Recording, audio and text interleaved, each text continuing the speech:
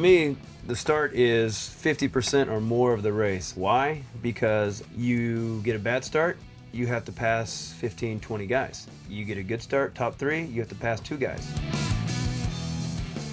From the beginning, I warm up my tire, I make sure it's hot, I spin it once, and then I start jumping, and I feel the bike. Once the bike feels like it's leaping out of my hands almost, that's good enough. I sit there and I wait for, the gate to drop.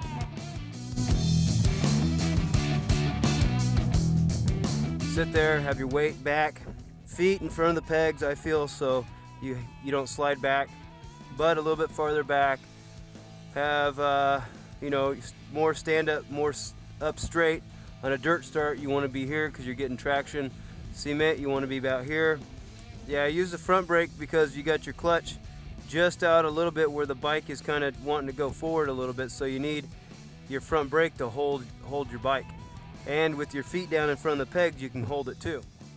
If your feet are back here, you can't hold your bike, and you're gonna have a tendency of sliding back or doing a wheelie. Some people have one leg up, and both feet down. I have both feet down. I just feel like I have more stability coming off more control coming off the concrete or the dirt, and it's rider preference. I do the same thing I ride the whole track with, and that's these 2 fingers right here. One finger on the brake, one finger on the clutch, and you notice the bikes are like this, down a little bit, so when you gas it, they take off. Oh, and then your clutch, you want to have it out just where you feel the bike start to chatter, and then pull it in just a little bit, so when you let that clutch out, it's gone right there. You don't want to pull it all the way in, because there's, you have an inch of letting the clutch out before the bike will go, and that is maybe a 100th of a second, but a 100th of a second could be a start. Gearing is depending on the bike, depending on the weight of the person. The worst thing to do is to spin. If you come out bogging your bike, you'll get a better start than if you're spinning the tire like Big Daddy Garlits. Yeah, if you take a picture of this starting line here, that's how most people do the start, and that start over there where I did the start, you can see the every knobby coming off the start. And if you can see every knobby coming off the start, that's a great start. If someone's fast lined up next to me, then depends on what side they are on the side of me. If I get the jump on them, I'm gonna move over. That's racing. That's how it's done. Pretty much, if you have your handlebars in front of that guy, they're done. The jump is the most important part of the start, and if you can get the jump, then you're gonna have a good start.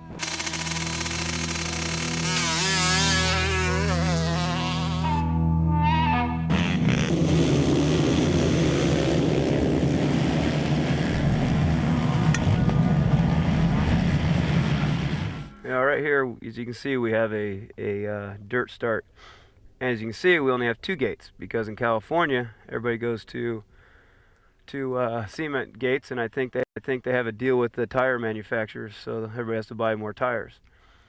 Here on dirt, you want to get your body position more up towards the front of the bike. You want to be up front, head over the bars almost into your chest, because when you take off, the bike wants to wheelie. When you're in concrete, you want to sit back here more, have more weight on the back tire so you can get good traction off there and you're not spinning. Pretty much same as concrete. You kind of want to have a smooth clutch release, but you can be a little bit more aggressive in the dirt. But if you have too much, you can wheelie or you can spin. You can also spin in the dirt and you'll lose traction. So there's two different body positions on dirt and concrete, but throttle and clutch is close to the same, but just a little bit more aggressive in the dirt. Everybody's different. I like to put 2 feet down, so then I have full control coming off the gate. Some people have 1 foot up on the left, 1 foot up on the right. That's rider preference. You can't say which one's best because there's been people the whole shot on whole different styles. So it's just what you feel most comfortable with. Yeah, I keep my feet in front of my pegs, so if I slide back, I have something to hold me. If I have back here like this, my feet back behind the pegs, and I gas it and I slide back, well, I have nothing to hold me, then I start wheeling, and then your girlfriend and your family makes fun of you when you come in. I have 1 finger on the brake, the gas halfway more, And the clutch you want to have out just where you can start feeling the bike kind of chatter a little bit. So then right when you let that clutch out, the bike goes. You got the front brake in to hold your bike when you got it just chattering a little bit. Not where your back wheel's spinning, but you just where you can feel it almost go, and then pull it in just a little bit from there. And you should have the gas on, and right when you let the clutch out, boom, little bit more gas, and you're off the gate. Gearing is, you know, I'm not going to tell what gear to start in. Everybody starts in different gears, different bikes, different weight, everything. You know, it's it's first and second on the dirt, first and second on the concrete. On 125, you know, slower bike, when it's real dissed up, when you get off the gate, you want to click your gear, and then when you're starting to go down straight, you want to kind of get back to get that front wheel light to get over that soft dirt. 450, you don't have to get back as far because the bikes already have enough power. But you know, everybody's bike is different. For me, I try to shift, you know, pretty quick over the gate so that I can get in the higher gears the faster you go. You don't want to be too close to the gate. You want to be, you know, close enough where where your front wheel's not going to hit the gate. Lining it up, you want to always look for a nice clean rut to the gate and a nice clean rut away from the gate. You don't want it to be sideways or a big hole or, you know, anything weird in there. So you always want to look at where you're going to start. Don't just look at where you're starting, but also look in front of the gate, because that's important too. You know, one that's not too deep, one that's not too hard of dirt, too soft of dirt. You know, there's a lot to it. When he has the 30-second board out, it goes to the, you know, sideways, you know, and I count 1, 2, and I shift it in the gear, and then, you know, I get ready. I mean, you got 5 seconds, so there's no reason just to all of a sudden be revving your bike. You know, you got some time.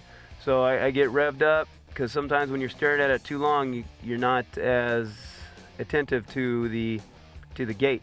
And if you kind of can sit there for, you know, 2-3 seconds staring at it, I think you're much more ready when the gate drops than kind of just almost going into a daze, looking at just waiting for it to drop. You want to line up next to people you know are going to get good starts. If you are a good starter, then line up the people you know that's not going to get a good start. Then you got a free start straight.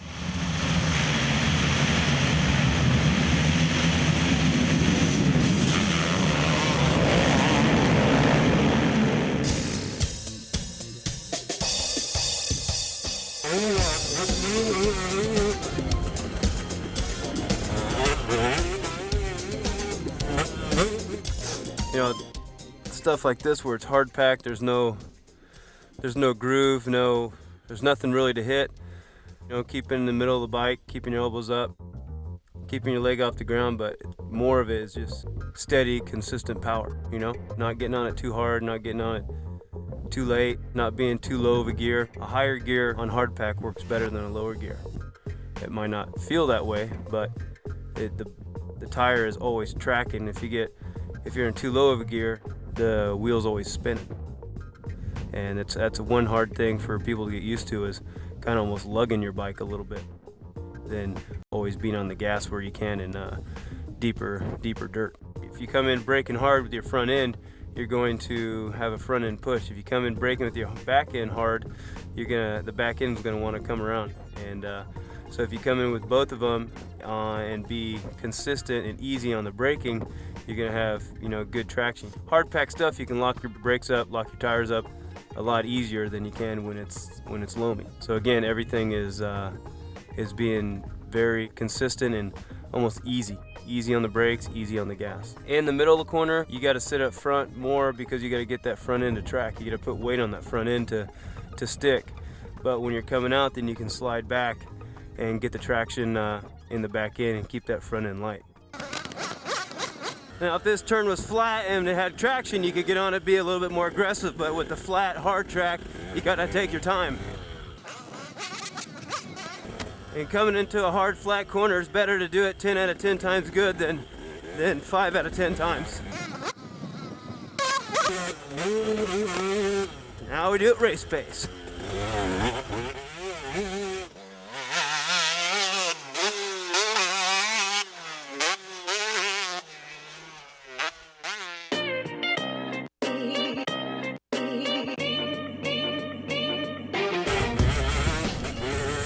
Alright, come down and got a hill here. It's a little bit slick, a little bit hard. Got a bowl turn here, so you want to come on the outside to use a whole turn. Once you get into the turn, look ahead where you're going to the jump. I'll do it again.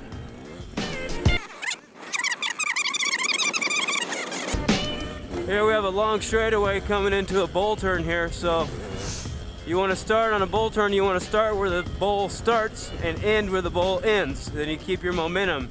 So you come in here, right when you get your front end here, you stick your foot out, look ahead, and out you come out of the corner.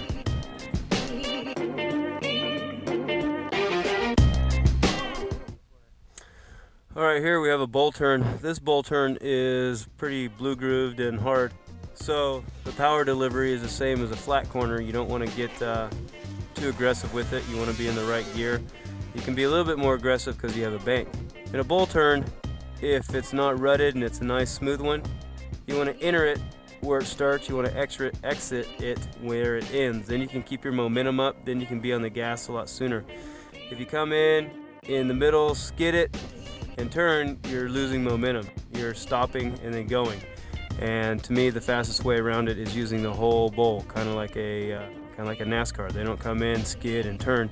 They go around and use the whole thing.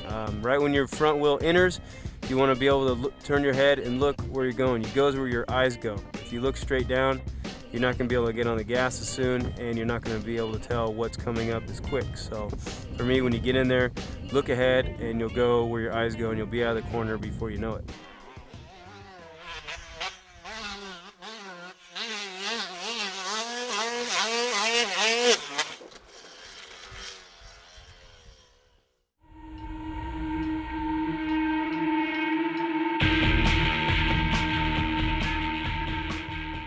The mistake of a lot of people is going too far outside in the corner. You know, if you look at this corner, the outside is soft. It has some parts sticking out, so to me it's much easier to make a mistake out there than it is to come inside. Inside, you can hold the same momentum, if not more, and you're cutting off probably, by the time you get to point B over here, probably about 40 feet of track.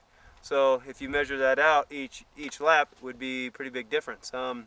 A lot of people think they're hauling ass through there, but really they're spinning because they're not getting any traction because the dirt is loose. So the best part is to come inside, sometimes go a little slower, and you'll notice if you went behind somebody going into the corner and you went in there about the same time, you'd come out ahead of them, or if you just stood up and cruised, you'd come out about the same time, and that guy's using so much more energy outside.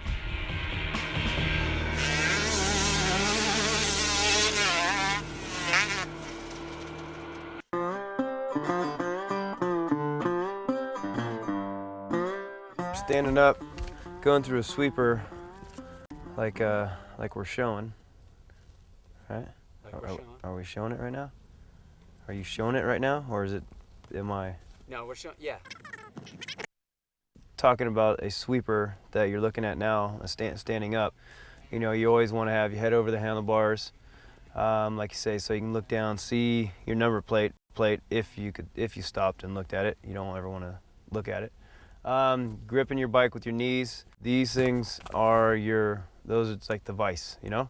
You hold that, that's what controls the bike. This is just turning, and you know, your arms should be loose. A lot of people get arm pump, and that's from holding on too tight. You know, I use my legs a lot, and that's one reason why I never get arm pump. You know, elbows up, being a high enough gear, and always looking far enough ahead to know what's coming up so you can miss it, hop over it, wheelie it, you know, go around it, whatever it is. If you're looking right at your front wheel, you're not going to know what's coming up, so you're going to ride tighter, and if you hit a hole, it's a lot easier to crash.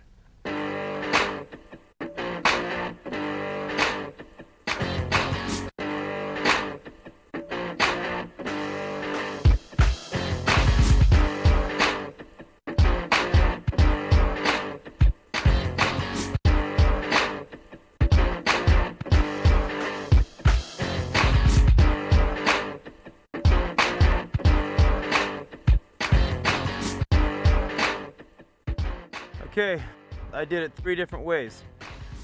I came off the tabletop, I was real aggressive, came in here, wow, look at this berm, hit this berm, went nowhere. I couldn't even catch any air off the tabletop. You come in this and you see how soft this is, right here. Your bike just sinks. There's no way you can get any traction coming out of here, and I see people all day long hitting this berm, you know? Second time came in here, jumped tabletop, little less aggressive, turned it, and I started sliding my back end. I just caught the end of the berm with my back end, and I was on the tabletop, on the gas, off it. Scrubbed off my momentum a little bit when I hit that, but I stayed at all this stuff. The third one came off the tabletop, was the least aggressive, slowed down early. I was out here, right here, made my turn early, cut it back to the inside, and I almost jumped the whole tabletop. I stayed out of the soft stuff, I took my time, and I was on the gas sooner, getting traction, and almost jumped the whole tabletop. So that's, in one turn, I had 3 different ways of doing it, and the last way was probably the most consistent. Maybe feels the slowest coming into the corner, but is the fastest coming out of the corner. And that's where you want to always think of, is how you come out of the corners, not so much of how you come in.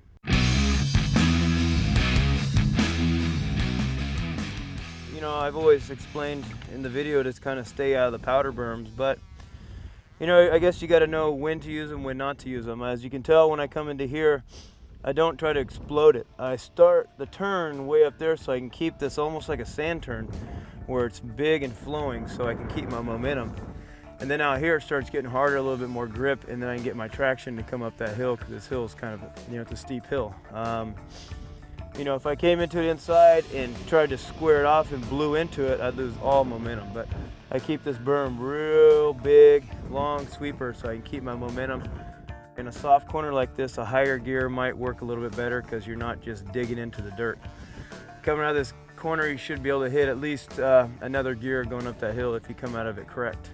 That's why I say being nice and smooth with the gas, you can keep that nice arc in the corner. If you come in and be real aggressive, whack, and hit it and stuff like that, that might be nice. This will be blown out and this will be nice. So then you have almost 3 corners. So that's where being nice, easy, throttle control, looking ahead, and you know, being almost patient, you know, is better.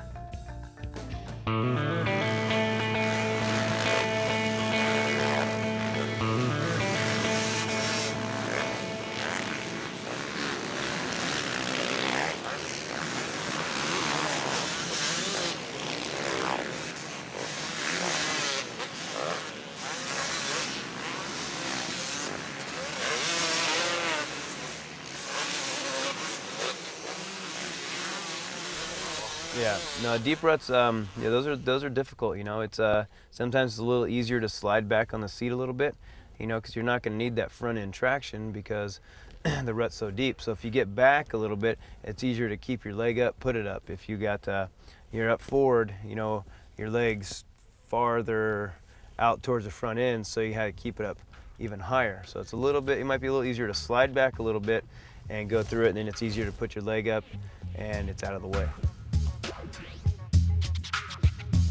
It's like if you drive a car and you look right past the hood, you start hitting the lines all over the place, you know? If you look up about half a mile, you can drive with no hands, you know? You can drive with your knees. And I don't recommend that, but, you know, and that's the same thing in the motorcycle. If you're looking straight down here, you can't see what's coming up, so you ride tighter. You're standing up like this. If you're looking ahead here, you go where your eyes go. Have you ever noticed when you're riding, you're looking at a rock over here, you start getting closer, closer, closer because you're looking at it.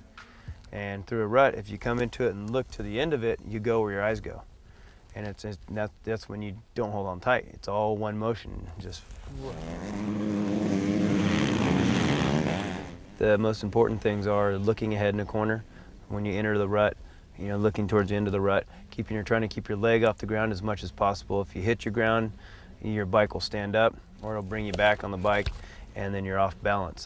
Sometimes there's bumps before it, so if there's bumps, you're standing up, and then right when you enter the corner, you want to sit down, look ahead, get on the gas. It's kind of one motion.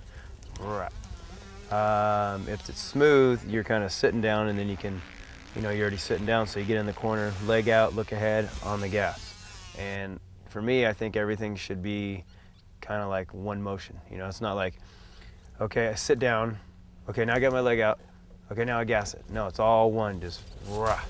And that's why it looks like, you know, when you watch the pros, it's all flow, you know, everything's just happening like that, not, okay, I did this, okay, now do this, now do this. You don't even think about it, it's just bam, bam, bam.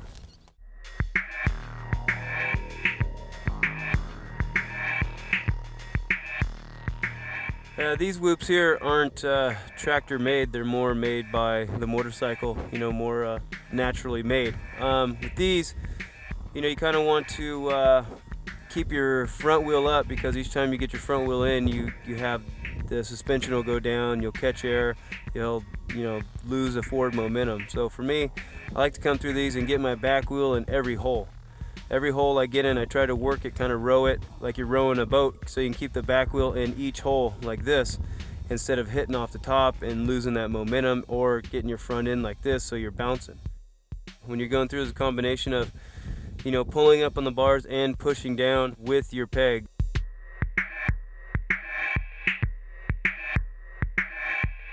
I pull back enough just to have the front wheel up. You got to feel it too. You got to feel that your back wheel is going in every hole and your front wheel is going over the top of the jump. You know, you don't want to do a giant wheelie, but just enough to get the front wheel over and keep the back wheel into the hole. Anytime on a bike you can wheelie stuff, you'll go faster. Same works with sand, hard pack, you know, loamy conditions. Anytime you have, you know, rough section, whoop section like that, that is not like a stadium section, you want to kind of manual it, as if you watch the BMX riders, how they manual stuff. Same thing on a motorcycle, but you got the power to be able to keep your front wheel up. You play with the throttle a little bit, but in other times you just leave it pinned. You got to kind of be one with the motorcycle. You know, it's hard to say that in this section you do this scenario you do this. Every time's different, every lap's different. You know, so you could go through the same section 30 times and 15 of them will probably be a little bit different.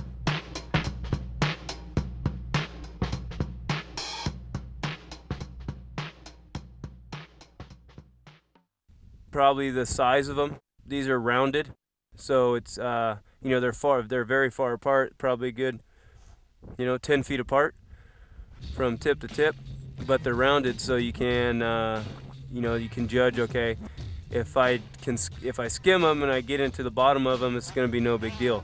If these were real peaked, no, I wouldn't try to skim them. I would double through them or try to triple through them, whatever. But with the way they are, you can carry a lot of speed them and just carry off the tops. I know what I'm doing when I come out of that corner, and that's why I start shifting up, you know, probably 4th, 5th gear through these. Make sure you're in the middle of the bike or forward. Have your head over the crossbar, not too far, not back, because if you're too far back and that bike end kicks you in the butt, you're going to go over the bars. Your feet are going to come off the peg. In the middle, the bike can be, you're balanced like this. If you're back here, the bike kicks you in the butt, and that's when you see people's feet come off. You got to be in a high enough gear so you don't run out of gear. You got to be on the balls of your feet, I feel, so you can be quick on your bike. Grip your bike with your legs and look ahead 2 or 3 whoops ahead so you know what's coming up.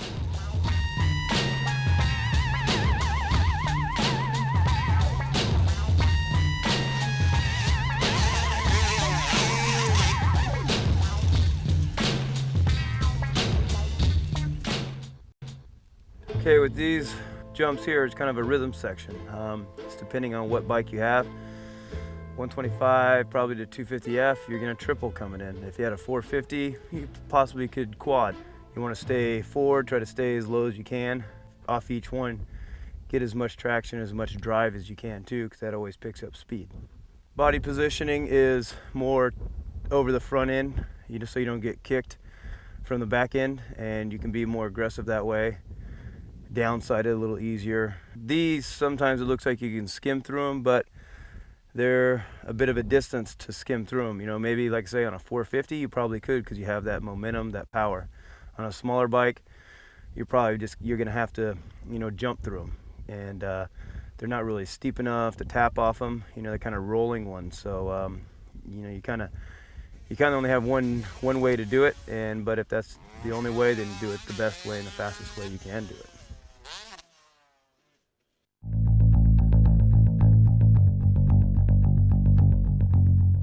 Yeah, I mean, there's jumps out there that, you know, scares the crap out of you. But I mean, if you want to win, you want to do good, you got to do it.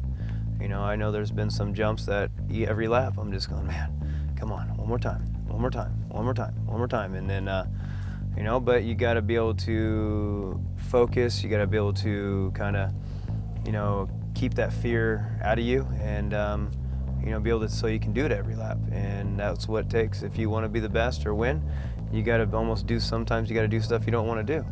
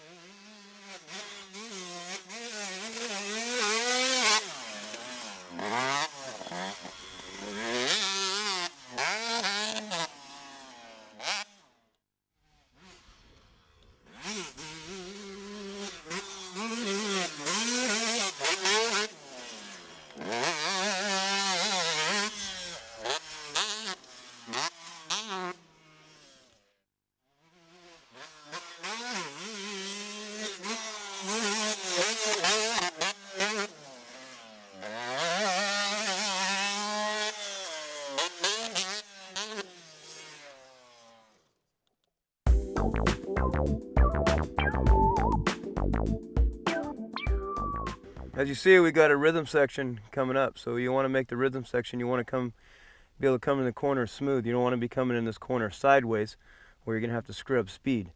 And as you see, I hit the turn on where the turn begins, so then I can use the whole turn. I'm on the brakes until about right here, and then I hit my gear down. When my front wheel gets here, I start looking here to find out where I'm going to hit the jump. And now from here, I can see the jump where the high spot is and where the low spot is.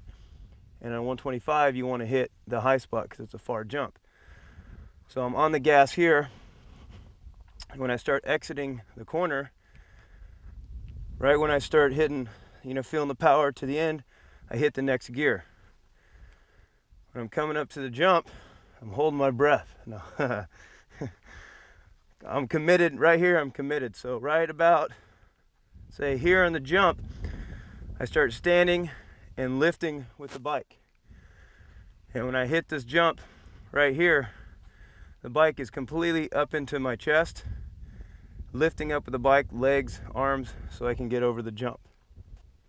As you can see on the jump, there's a little bit of a high spot right in the middle. You know, it doesn't take much. Sometimes it's only a few inches, a foot, a little steeper, whatever it is. Normally on a jump, you always want to find the low part. But on a jump that you're trying to lift, get as much air as you can to get over it, you want to find a little bit of a higher spot. And right here in the middle is the highest spot.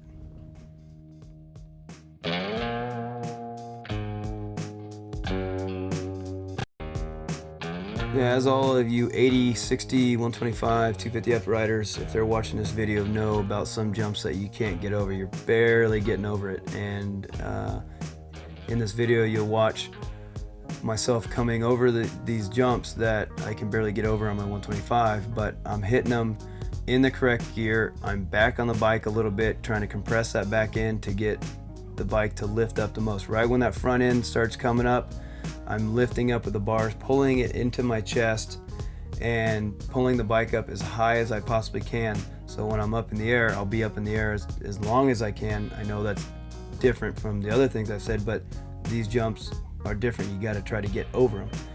And once you pull the bars into your chest and you're at about the peak height, you want to start pushing your bike, pushing the bars forward to level that bike out. As you can see, my feet are off the pegs, bars are in my chest, and then you can see me push the bars forward and level that bike out to the landing.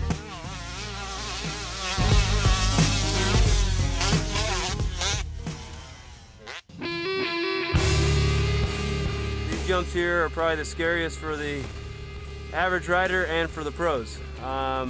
When jumps like this, you kind of want to size them up, possibly, if you can without hurting yourself or landing too hard, is to jump a little bit past the takeoff ramp to see how far it is, and you know, that's probably the safest and best ways to size something up. So we're going to do it both ways, this way without jumping it, the next way with a little bit more gas, and sometimes that's all it takes is just a little bit more gas to get over these things. But I wouldn't recommend it until you are confident and comfortable with what you're doing.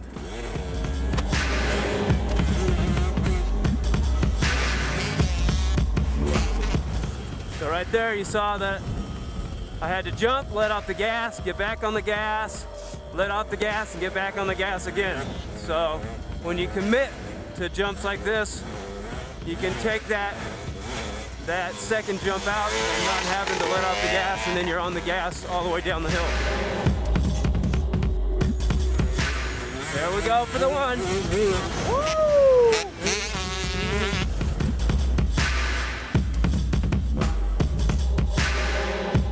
So I made one jump, and then as you see, right when I was on the ground, I landed and I was on the gas all the way down to the corner.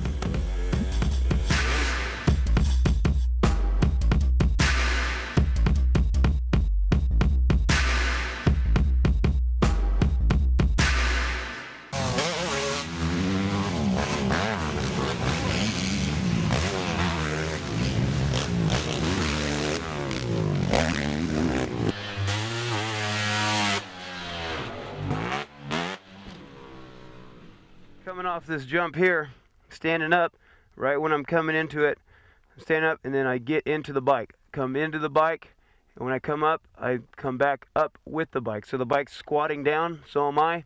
Bike's coming up, so am I. I'm going with the bike. And when the bike's coming up, then I lean my body forward to get the front end down, tap the back brake to get it more down, and then over the third one. So it's one movement, you know, everything's with the bike, never doing something the bike's not doing. When the bike's compressing, so are you. When the bike's extending, so are you. You're coming up with it.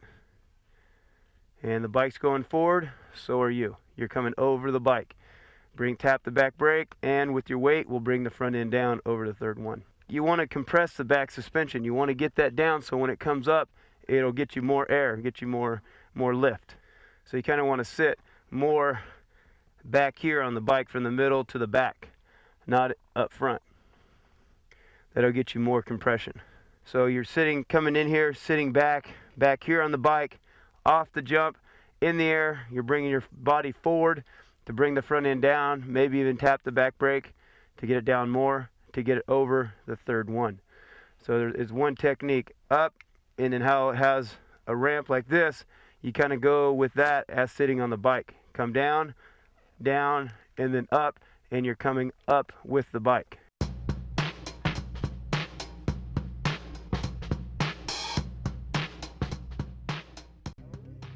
On this jump here, it's one jump. It's very easy to jump real high, real far. You're still jumping out there, but you're scrubbing your speed off, so you're staying a little bit lower, and you're getting on the ground a little quicker than you would if you just jumped off the thing, landed hard, and got on the gas. When you come up to jump to scrub your speed off, it's a tricky thing. You want to come into the jump, turn your front end, and lean the bike over. That means the wheels are going to start to lose traction, to slide a little bit. Like I say, it takes practice. You don't just go and do it. Everybody that you see is doing it in the pro ranks have been riding for 15, 20 years. Scrubbing the speed off when you watch Bubba and the rest of the pros is how you stay lower on the jump to get to the ground quicker, to get on the gas, to get the power down. And because when you're in the air too long is when you're losing time. When you're on the ground, you're going faster.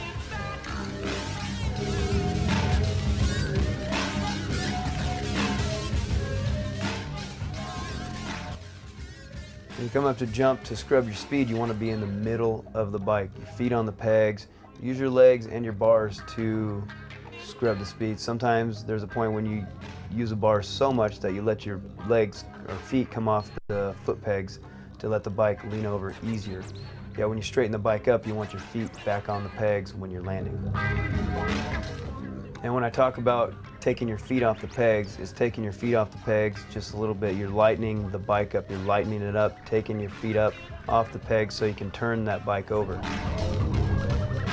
You're turning your bike with your front end, pushing down on the bars along with pushing with your outside knee on the bike. So if you're turning your bike to the right, you will be pushing with your left knee. If you're turning your bike to the left, you'll be pushing with your right knee to lean it over.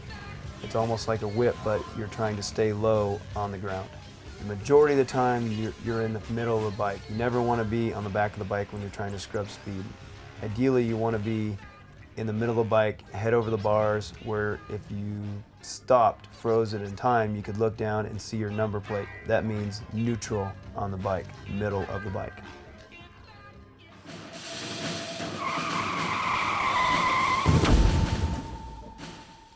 Braking's another thing with finesse. You know, you got to know how much front, how much rear. Don't lock up the rear. You know, don't lock up the front. Not too much front, not too much back. And that comes with riding. It takes not even thinking about it. You know, riding, when you ride a motorcycle correctly, you don't think. It comes natural. When you think, you hold on tight, you don't look ahead, you're not flowing with the bike.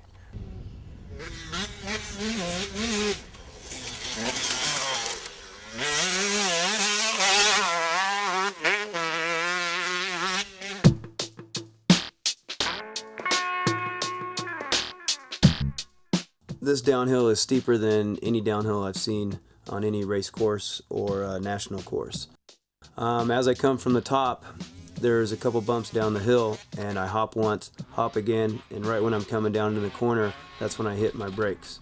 You have a sharp left here, so you want to hit the brakes real hard or you're going to be flying over the berm. I use my front brake quite a bit harder on something like this because that's where all your stopping power is. When you get down to the bottom of the downhill, there's some braking bumps. You know, definitely you want to squeeze with your legs, let your arms be free a little bit so you can kind of go with the bike. You have to be one with the bike when you start hitting these big braking bumps because it's going to kick, if you're holding on tight, it's going to be kicking you forward. And now when I come into the corner, I have to shift down from this downhill. You know, every bike's different. You might have to shift down once, you might have to shift down twice. You want to shift not when you're coming into the braking bumps, because if you're in a lower gear, that wheel is not going to be as free going over those bumps. The suspension's not going to be free, the engine's not going to be free. So a higher gear will let you go over those bumps smoother, so then after you're over those bumps, then you can do your downshift, then into the corner.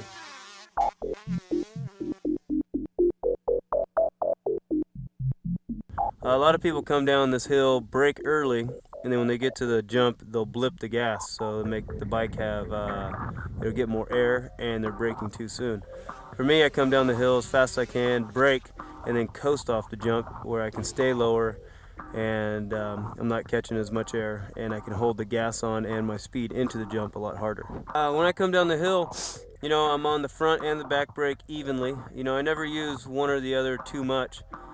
You know, you don't want to lock your brakes up coming down, you don't want to lock the tires up, but when the track is very hard like this one is, and you're coming into it with that much speed, you're going to have a tendency of locking it up, but you got to have control of the brake to know when you're doing it and know when you're not doing it. If the bike, if it's locking up but the wheel's kind of still turning a little bit, that's okay, but a lot of people come in a full skid, then you have no control of the bike in the full skid. The bike will do this, and when you come off the jump, you'll be sideways, and then again, you won't be riding for a couple months.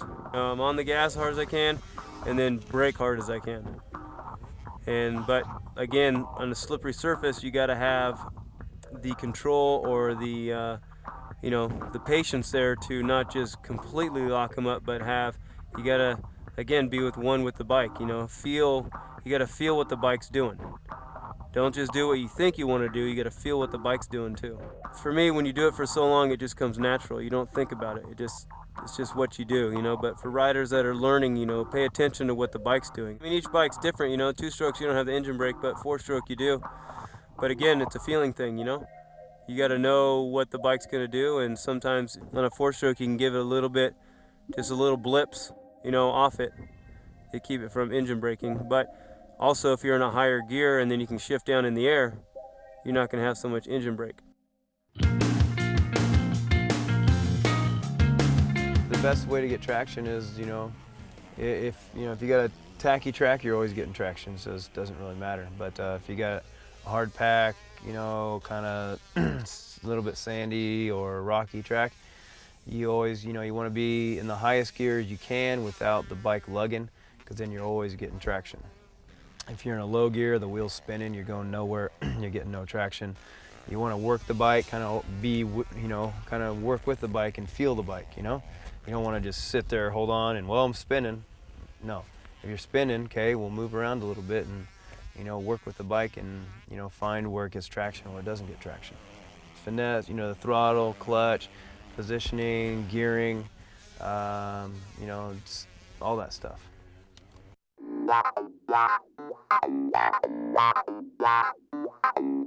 Being creative is, you know, keeping your mind open, looking at different lines, and if you keep the same line, you're never going to be able to pass anybody unless they make a mistake. And if you stay in the same line and they fall over, you usually hit them. And, you know, sometimes you got to be creative, open your mind, and try different things to be able to pick up time or to be able to pass people. I mean, as amateurs, you come upon people you've never raced against, so, you know, the best thing to do, if the guy's the fast guy, is getting behind him in practice and kind of learn from him a little bit and see what he does, where he's good, where he's bad. You know, there's some people that are real fast in ruts and not so fast on the jumps or not so fast down the hills, so, you know, if you can't pass the guy, then sometimes you got to be patient and go, okay, you know, there's this one corner, there's one place on the track I know I can pass this guy, so I got to make sure I'm on his butt when I get to that point.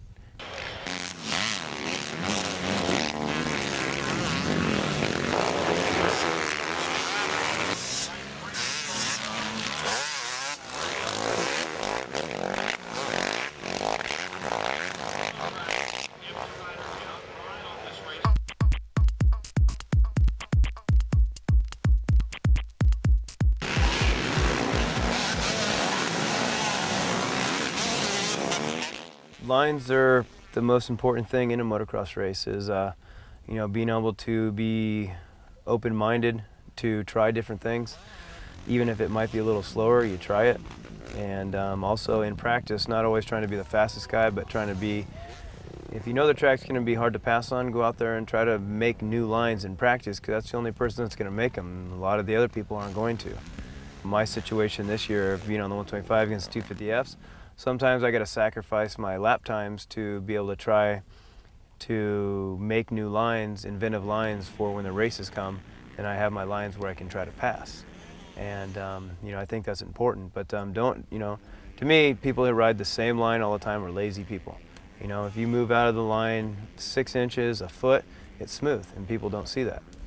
And you never know if it's going to be faster or slower unless you try it. And that's where practice comes in, and even the race, you know. If you lose time in that corner one lap, okay, we'll go back to your line before. You're never going to pass if you follow the guy. That's why you got to try different lines and be inventive and, you know, always be looking ahead.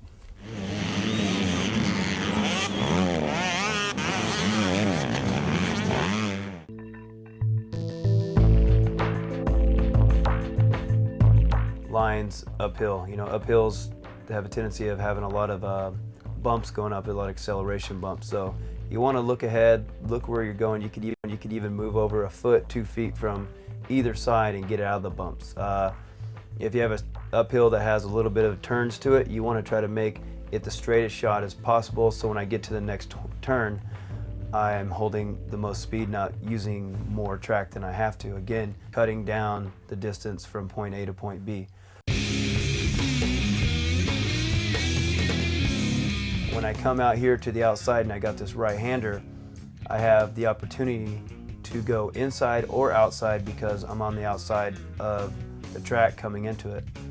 If I came up to the corner on the inside of the track, I'd have to slow down quite a bit to hit the inside, or if I come into it with a lot of speed, I'm automatically going outside. So if there's a person in front of me, he is controlling where I'm going. If I'm on the outside, I'm controlling where I'm going off of that rider in front of me. I can dive to the inside quickly, or I can sweep around him on the outside. That's why it's always important to be on the right place on the track when you're behind somebody.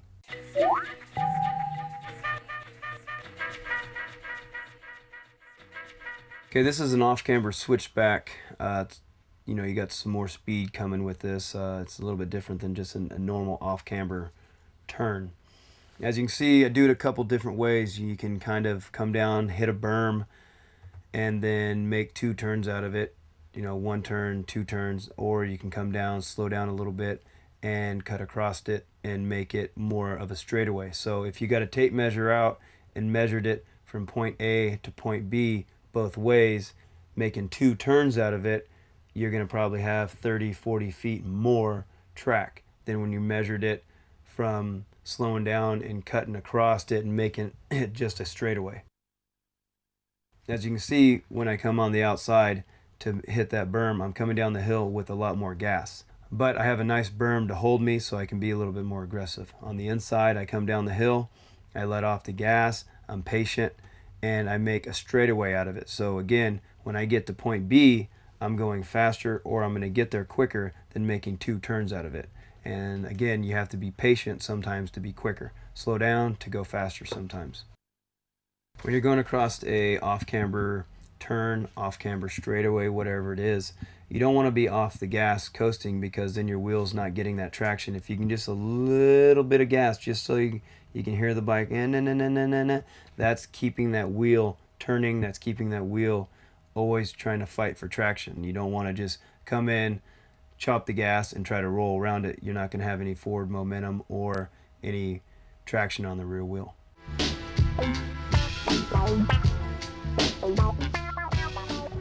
Okay, as you can see here, we have 2 jump options. On the left, there's a big jump. You hit this jump and jump over the tabletop. The other one, you carry more speed into the tabletop, scrub your speed off, and on the ground.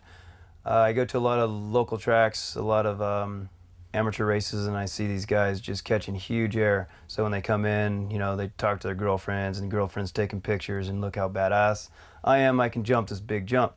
But I think it's much cooler when you come in with the trophy, because you are taking the correct line, the fastest line, and that's the line that you can stay closer to the ground, on the ground quicker, and accelerate with more speed. Air, you know, is the cool factor, but you know, when you got an option like that and you can hit it so hard and stay so low and get on the ground so quick, that's always going to be the fastest way. And you also have to be aware enough that if there's big holes coming into it, big ruts coming into it, mud, whatever it is that's going to slow you down on that side, okay, then maybe the other side might be quicker. So pay attention, keep your eyes open, and look. And try both lines in practice. Even if you know one line's slower, try that line too, because you might be stuck there 1-2 laps in the race. You don't want to have to do it in the race without knowing what's on the other side, or how it's going to feel, or how it's going to kick you. So always pay attention to both lines.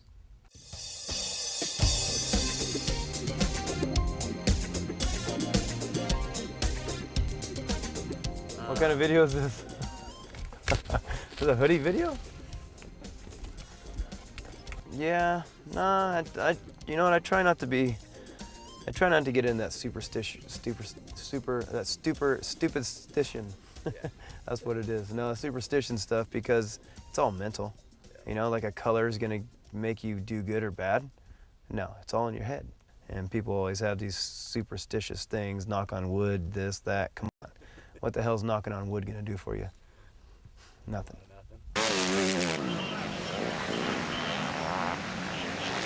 Well, so don't squint, don't strain your eyes. Use those Scott sunglasses. It's like taking your eyes off.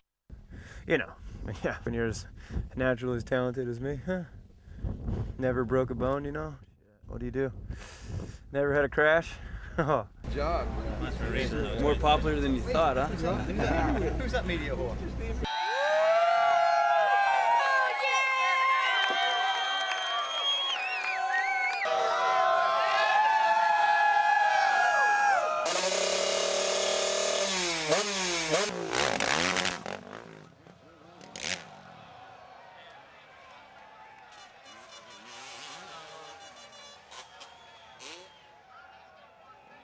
A lot of people think he's like a hard ass or a bit of a nightmare, but I mean he knows what he likes, which is always good to work for a rider who knows what they like, and he likes his stuff done correctly.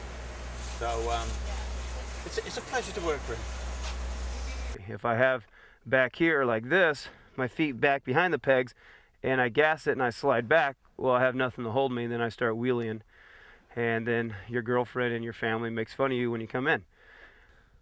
See a lot of people going for the cool factor to show everybody how badass they are and show their girlfriends stuff how much they can jump, but most people would hit this nice soft berm because they think it's great and it's awesome and it kicks up a lot of dirt. The bike kicks like this, you know where you're going.